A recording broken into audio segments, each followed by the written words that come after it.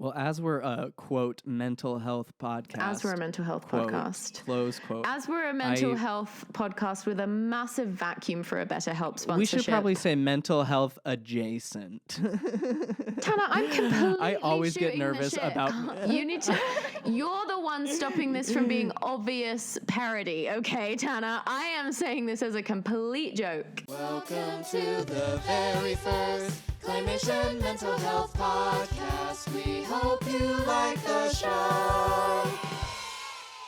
Hi, welcome to the psychedelic venture. How's everyone doing today? How is everyone doing? What is up, Daddy Gang? My name is, of course, Tanner. Of course, Tanner is, of course, my full name. And, of course, Sam is, of course, my full name. And those are our claysonas. What's up, Clay Nation? Did we mention that we're on edibles, legal edibles? Yeah, actually, this is a good time for a disclaimer. Tana, the legal DELTA-9 gummies that we took before starting this Claymation podcast are causing quite a significant altered state for me personally. How are you doing? My higher self is feeling groovy, let's just say. So I apologize if I get tangential, if I get a little too abstract, if I cut you off or seem, We should probably address the elephants in the room, okay? My massive breasts. Some of you are probably thinking, whoa, this is such an accurate representation of the Sam we've known and loved for years, and I love that this is so hyper-realistic. Others of you might have questions. Tana, what questions do you have for me about the dream I had the other night where I met Taylor Swift's boob job surgeon and asked him to give me the Taylor Swift, which may or may not have influenced the creation of this Claymation character? He's the reason for my tear, the teardrop on my boob job.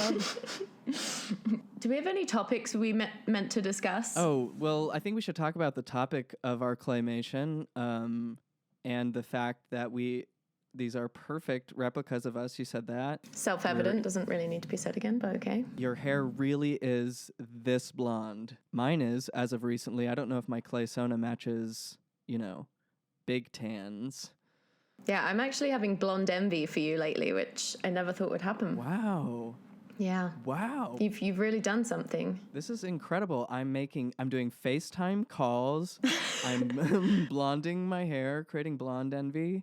Yeah, the old Tanner cannot come to the phone, except he can. He's willing to just sit down, hop on a call, chat about our weeks. He's willing to do that. Blonde Tan has superpowers. Yeah. Actually, I think that is a valid insight. I think changing your physical, that's what's so fun about clothing and part of why I love clothes so much. And it's just like you kind of step into a new character. All the world's a stage, and all clothing is just a costume. Or as RuPaul would say, you were born naked and everything else is drag. I learned that quote last night. On an adjacent note, that is exactly why my subconscious is sending me dreams about meeting Taylor Swift's boob job surgeon. Playing with form, If you're feeling weird, try being a new character. Like, also getting to a new place. Also, maybe it's getting a boob job. I don't know. Yeah. If that's you, it's not needed. I think for me personally, it isn't. But it's like, if you want to do that, I just unshame everything. I mean, not everything. Don't be an asshole. We should shame assholery. And I don't mean to shame assholes because anuses, ani, are great. Thank God for the anus. Thank God for the anus, folks. No. Am I wrong? I heard a whole comedy spiel about this. It was great. A psychedelic comedian. About the purposefulness of the anus, how it allowed food to pass through us and helped in the evolution of higher organisms. Yep, obviously. And it also happens to be the home of the male G-spot. It's incredible. The thing about these legal DELTA-9 gummies and the psychoactive experience it's producing is I have had 4 points that in the moment felt so salient that I have completely forgotten in the time that you've been speaking, and I'm just we've ended at anuses, but I can't even think where we were one single step ago. I can't either. I'm gonna let you take it away because I feel like I have just been yammering. I get chit-chatty as hell. You have been a chatty Cathy.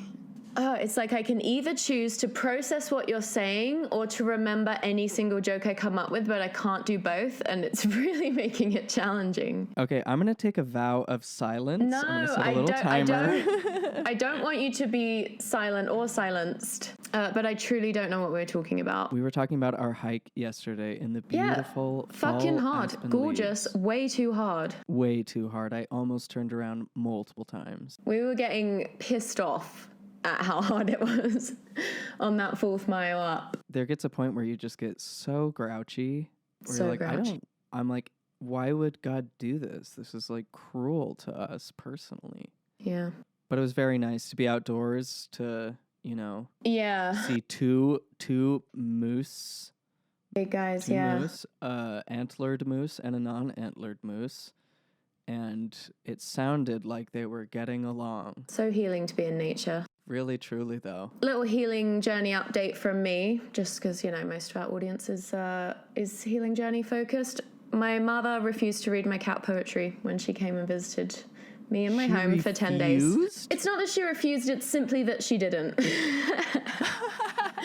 I sent her 3 cats. Cats are one of the few ways me and my mum intersect. And, I'm a cat poet, so I thought, brilliant, capitalize on that.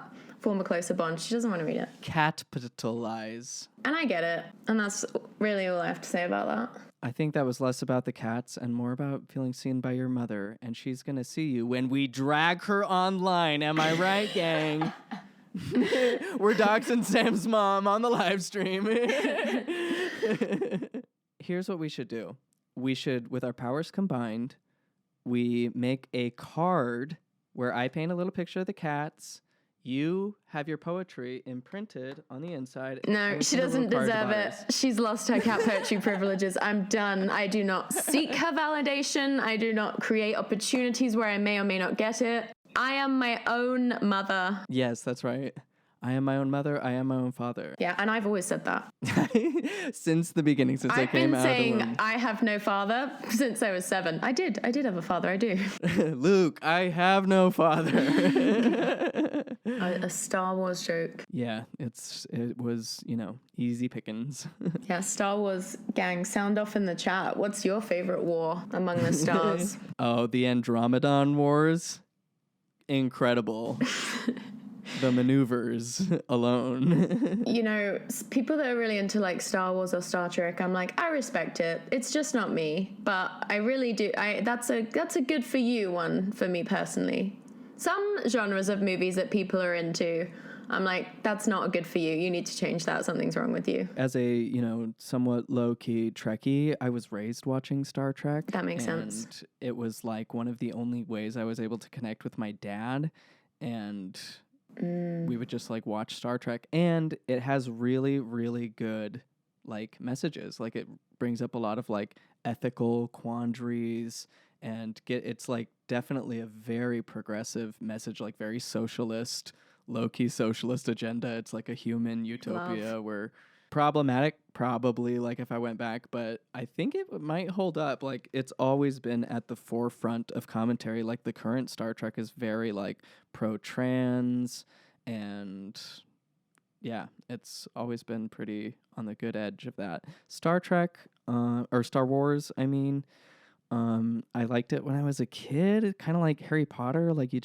that's the stuff you like, and then I just like started liking other things and kind of grew out of it. I stopped keeping up with it when I started fell asleep through one of the movies because I'm just like bang bang boom, and I was like, oh, I don't, a bunch of like CGI, I don't know, I got other things. I fell asleep and then I went back to be like, oh, I should watch the part that I missed.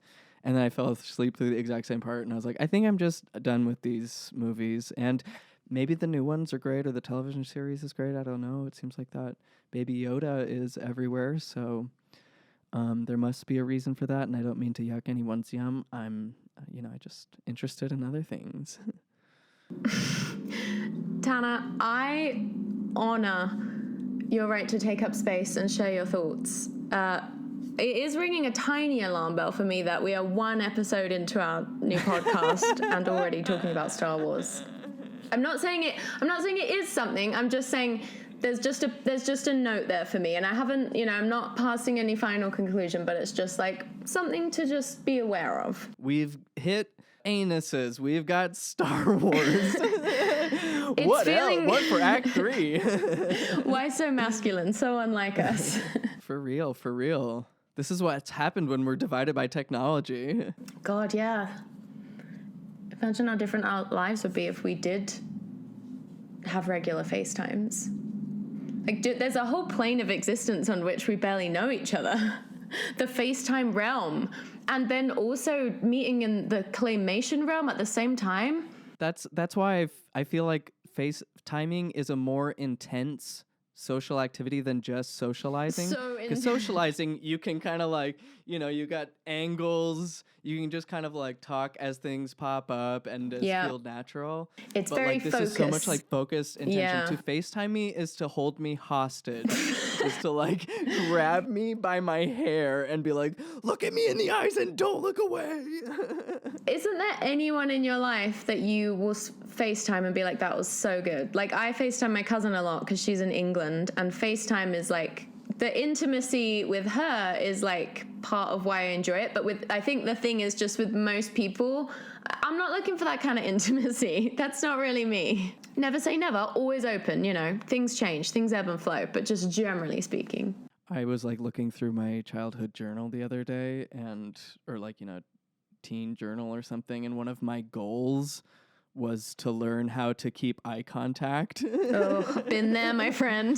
Been there.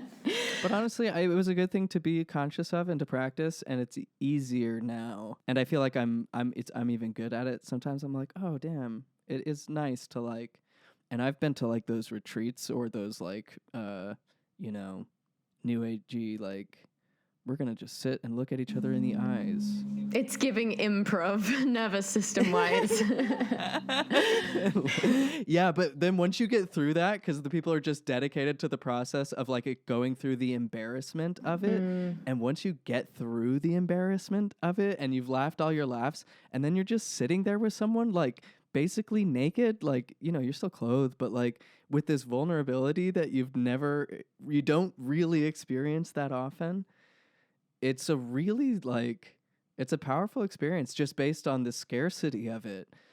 And it like is like, whoa, there's like a whole different level of human connection that we're not regularly tapping into. And I kind of get it because, that kind of connection opens you up, to a certain vulnerability. And I think that's the kind of thing that like cults use and used to manipulate people, and so we have to be wary, but I think there's a space for that, and we're like all learning together how to better hold and create those spaces and watch out for the mistakes that have been made in the past. So wise. Really beautiful, Tan. I was trying to redeem the Star Wars. My ability to comprehend was admittedly lowered, but the glimpses I was catching, I was like, yes, go off, King. Intimacy, fuck yeah. Inviting it more into our lives, horrifying but necessary, yes. The message here is do improv. Unfortunately, once again, the message is do improv.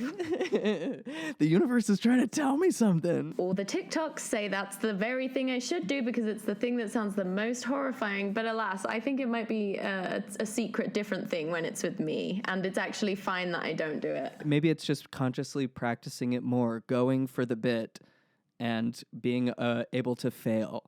Because me, I will just jump for a joke and it will crash and it will burn. But I'm so used to doing it that I don't even care anymore. I'm just like, if you want some of me, you get all of me. Shit. And that means I think you only have to say like 30% of the things you have to say need to be funny for people to think you're funny. That's so true, Tana. And I love and admire that about you, that you always go for the bit. Life's a bit and then you die. Mm-hmm. Yes, and I didn't know we were going to be so wise in our claymations. I did. We were taking DELTA-9. Well, I feel like you are The legal Delta-9 gummy is making you very wise. Me, not so much. I'm going to be honest. I would say it makes everything feel poetic to me. It's my favorite what's the word I'm looking for? It's not psychedelic, but like psychoactive. Legal I guess. psychoactive substance. A legal psychoactive substance. I'm very happy that there is a legal psychoactive substance and that we are likely in the future going to partner with a developer of said substance. I think that would be really fun. Maybe in our Claymation universe, we're partnered with a very cool, very ethical, very legal cannabinoid. Speak it into existence, babe. That's what I'm saying. It's here in the Clavers. We're in a brand deal era. Yep. Do you ever get sad when it's like the time of day where you can't realistically have any more coffee because it will fuck up your sleep that night? Like for me, that is like after about 3:30. It's just has to be a hard no.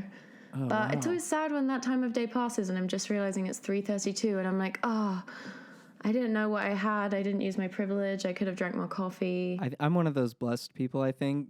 I like it. I like a late coffee so much that my body just forgives me. You also go to bed quite a bit later than me, don't you? Don't you go to bed at like 1? Not these days. These days I'm like a midnight. I think naturally I'm about a midnight person, but I've been going to bed at 10:30 just because Jared does. Super cool, super interesting piece of thing to say in Claymation, Sam. No, I honestly believe that's what my body craves, I think, actually, is like fall asleep at 10:30. That's when I start to get sleepy usually. But then I just kind of push through and then I catch the next wave. I think when you don't have a strict time to wake up, it's like I just will sleep for so long. So it's like I can't really get into a routine where I fall asleep at 10:30 reliably. Like I just don't feel tired at that time because like there's nothing forcing me to wake up in the morning. We can totally move on from our sleeping patterns. But how are your guys' circadian rhythms doing? Yeah, that's one of the things I like will type into YouTube. I'll be like, sleep routine, daily sleep routine. Tell me what to do about sleep, please. All the pillow I need, just tell me all the things I need. Honestly, I think it really, a lot of it for me, I can't speak for everyone because I know that different strokes for different folks, but I'd say like unshaming myself has done more to get my life in order than like so many hours I've spent watching videos on how to have the perfect morning routine or the perfect night routine. Just being like, I wake up when I wake up, I go to sleep when I'm tired, I eat when I'm hungry. And I'm not always the best at that because actually I really love when I get my creative groove, it's all I want to do, and I become so hyper fixated that I can't think about anything else, and food seems like a burden, even though it's fuel. Brag, brag, brag, brag, brag, brag, brag. How about you? How about me what? What are we talking about? Seriously, how about me what? Say it. Say how about me what? Just quickly. Oh, you'll lose me. I swear to God, you'll lose me. Line. You're losing me. No, Sam, come back. And I think just to bring it back to the really incredible chicken tender that I ate just before filming this, have you had the Simulate vegan chicken tenders? Simulate vegan? I don't like that it's called Simulate, but... I would encourage you to move forward with letting that go so that you can enjoy Simulate. We can move on, but...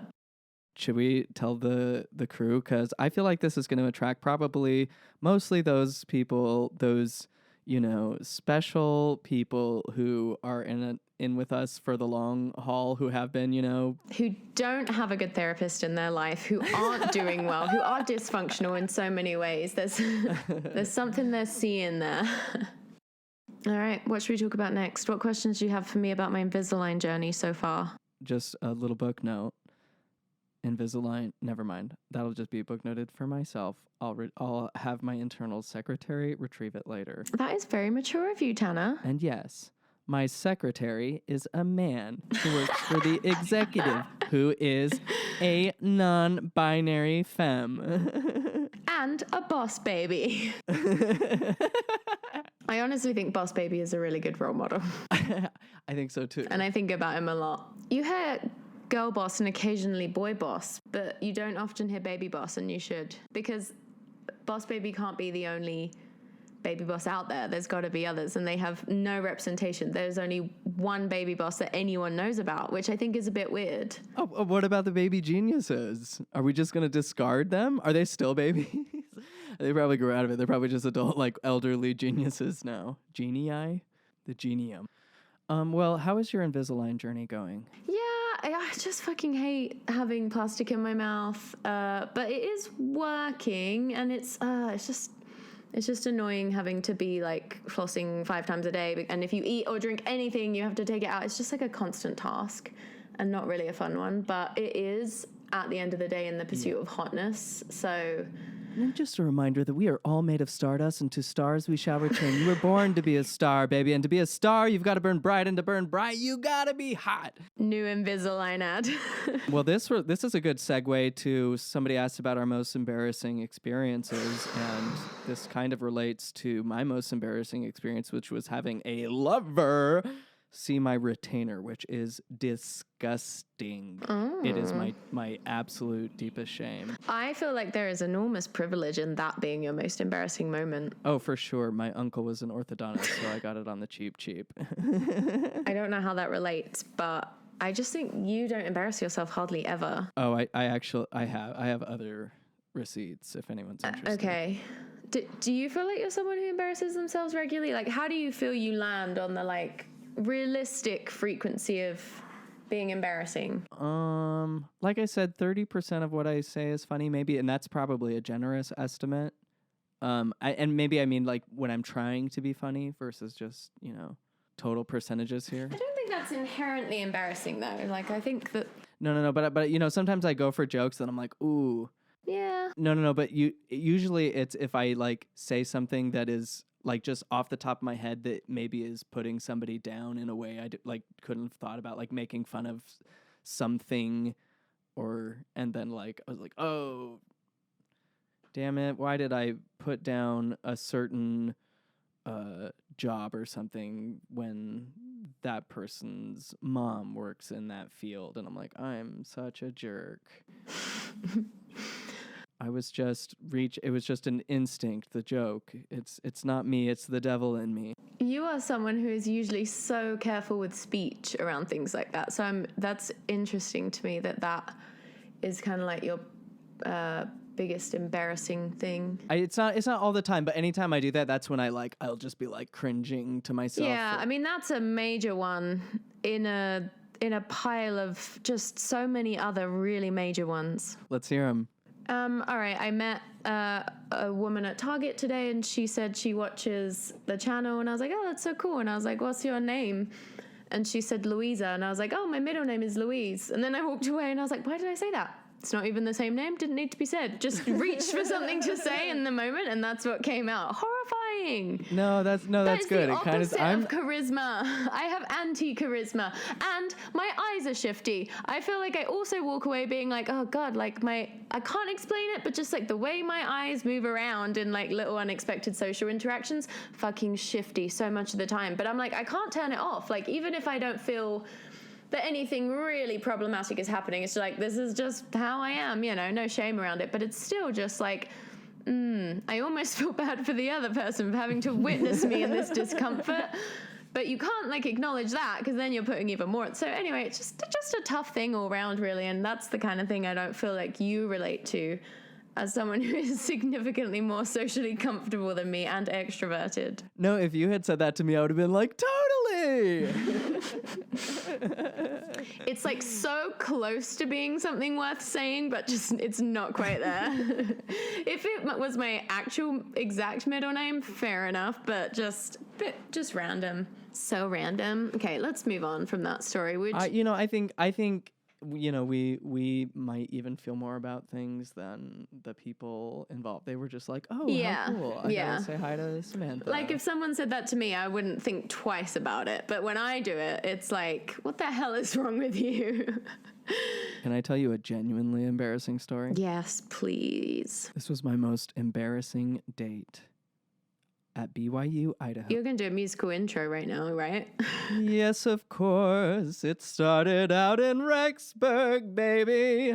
I'd encourage you to just keep seeing what flows through, I think, with that. Let's just say I was on a date and with this girl who was like, oh, and I was the type of Mormon out of like a lingering sense of righteousness, wearing, you know how you like wear your Sunday clothes to church? Well, some leader in Mormonism back in the day I did had the same thing, been Tana. like, I did the had been like, exact it's same more thing. righteous to stay in your Sunday Yep. clothes all This day is why because we then were it best friends ensures as that you don't do Mormons. any things that would break the Sabbath. And I'm like, well, okay. And, you know, later on, I was like, I don't judge other people, like, sure, whatever. But, and also just kind of out of laziness of just like, well, I've got, you know, I looked forward to Sundays because it was, you dress up and, you know, do the peacocking thing. You or, like, looked walk so around, good in like, your little BYU Idaho suits. Like when thank I you. saw you in your suits and your like sort of devotional day fits, which would be like you'd have your red plaid shirt and like a cool blazer, or you just had like a little bit more funk to you than most people at BYU Idaho. So much so that your mom was like, when she met me there for the first time, was like, does Tana do drugs? Tana did not do drugs, and to this day, Tana is still enamored only with legal DELTA-9 gummies. Which is more of a candy than a drug. It's really a supplement. Except to actual children who may be listening. I mean, are children forbidden from accessing our channel? Do we say too many swear words? No, I think we just have... Oh, well, I think you click, like, this isn't made for children, Right. which I think means they won't put it in front of, like, kids' accounts, I guess, but... Oh, but you know what's horrifying is those people who make content for children. Those one people, was it Cody Co who... I think it is one of the most disturbing forces driving our culture right now, the people that make kids content. It is harrowing the way people will exploit kids' attention while offering no value to their development and frankly just like frying their nervous systems. I hate it, Tana. I hate it. This is one of my high horses. You're so right, and this is why something I admire about you is the intentional Mr. Rogers-ification Yes. of YouTube. Mr. Rogers or bust. And the content economy, which is part of the reason why we focus on long form. It's just like, it's good to pay attention to longer things. Also, you're that way with books in a way that I am not. Aw, beautiful. Yeah, we are and always have been a mental health podcast. And I love that about us. Are we really? Is that what we're... No, I was obviously joking. I thought but it's not the liberal agenda, folks, the satanic agenda, the woke agenda, the gay agenda, frankly. There's a lot of agendas when you get down to it. Everyone has an agenda. Do you remember those like cool agendas in school that would like, you would move the picture and move the surface and the picture would change? Did you have those? The optical illusion ones? Like a schedule, perhaps you would know it as? I was a more serious agenda haver as a teen in my youth. I was really into like agendas just as a thing. And, it was really insufferable, as I've always said. So those things, I remember being in class and looking at my page of notes at the end of class and being like, wow, that is stunning, because my handwriting was so perfect and gorgeous and like the colors. And then the girl next to me was like, those notes look so cool. And I was like, thanks. And then I looked at hers and was just like, piss. There's nothing in there. And I was so proud of myself in that moment. And again, I really think that that's a good type of story to illustrate how insufferable I was as a teenager, and really up until 25, and then even still in so many ways. And none of us are asked to be born. That is so true. We are wrenched from the ether. Individual consciousness wrenched from the ether against our will to become will itself. I would never ask to be just like this. So lay off, all right? I'm right there with you. You mentioned penmanship. Have you ever thought about calligraphy? Yeah, I mean, I subscribed to a few calligraphy magazines for a while, but ultimately just didn't find it... I think for me, the obsession was in like the pursuit of like perfect everyday handwriting, and I found calligraphy a bit too like fussy, and you had to like go out of your way to practice it instead of just like incorporating it into a thing you already do. Because back then I was a big writer, and people wrote on paper more, so I would like write on paper a lot. But you're still like a hand journaler, right? Yeah, I can't. Pun intended. I do. It's important for me to retain some level of handwriting, and I think journaling feels like the best one. Well, as we're a, quote, mental health podcast. As we're a mental health quote, podcast. Close quote. As we're a mental health podcast with a massive vacuum for a BetterHelp sponsorship. We should probably say mental health adjacent. Tana, I'm completely I always get shooting nervous the shit. about... You're the one stopping this from being obvious parody, okay, Tana? I am saying this as a complete joke. No, I am saying this as a complete internet cynic who has seen every well-intended and thoughtfully expressed phrase. Tana, I will quit YouTube on the spot right now if you're saying we can't make jokes about how we are a mental health podcast. And it's not our job to control everyone's understanding of irony. There's some responsibility, but not here, not now, not in the Claymation episode. This is for our real friends. Our tribe, our village. Tana, where the fuck are we right now? The Andromedon Quadrant. The wars here were awesome. You watched Legally Blonde for the first time last night. I did. I was inducted. Apparently all the blondes know about this movie called Legally Blonde that I wasn't allowed to watch from a brunette family. I wasn't allowed to see it. Good-looking brunettes, but still brunettes nonetheless. We do have one blonde, and I actually do think she saw Legally Blonde. Well, she should. I didn't watch it because it was PG-13. I didn't realize till we were watching it how important it was for me that you watch it. Because I'm like, this feels so core to my... This was a cornerstone film for me, you know, just the ones that really impact you more significantly. Because I totally wanted to be a lawyer when I was growing up, and like, even though I wasn't anything close to Reese Witherspoon in that movie, that was like the goal in my head. That was like a dream kind of reality. Totally. I think people like you and I and other podcasters out and there. And other mental health podcasters. And we say that with reckless abandon over how it might impact people to hear that we are mental health advice givers. I don't know. Tana, you're allowed to call yourself a mental health podcast if you just simply talk about mental health in any way. It doesn't have to imply any kind of wisdom. Me right now. I mean, I do think we offer wisdom, but I'm saying even if we didn't, that would be fine. You're allowed to just shoot the shit. As long as you're not being like harmful. I mean, you're going to be a bit harmful, let's be real, but you know, you do what you can. Well, that's the thing. I make too many jokes, you know, and I consider myself, maybe you're the mental healther, I'm the plucky comedic relief. And yet some people would say I'm the funniest one. Absolutely you are. The relief is from the tension caused by the disparity. Beautiful. What were we talking? What were we talking about? Well, you saw Legally Blonde for the first time, so oh yeah, Legally Blonde. I was gonna say people. Back when there was no such thing as having a YouTube social media job, people like us probably just had to go into law. Someone who just learns the rules and is like, horrid. We're gonna do something about the rules here. And now it's just like, now we just get to have a little conversation about it. But I remember people telling me I should be a lawyer when I grow up. But then, you know, there's other things too. Yeah, same. What did people tell you that you should be when you grow up? Did anyone try to do that? I kind of formed the ideas on my own, but, you know, again, didn't choose to be born, certainly not like this. So they came from somewhere. I was seeing a niche I could fill, and this was apparently what seemed to make sense. And for a while it did. But then after, you kind of like lose, and I'm bored of talking about this. Well, thank God for the arts, which saved us from law. Yes, the arts.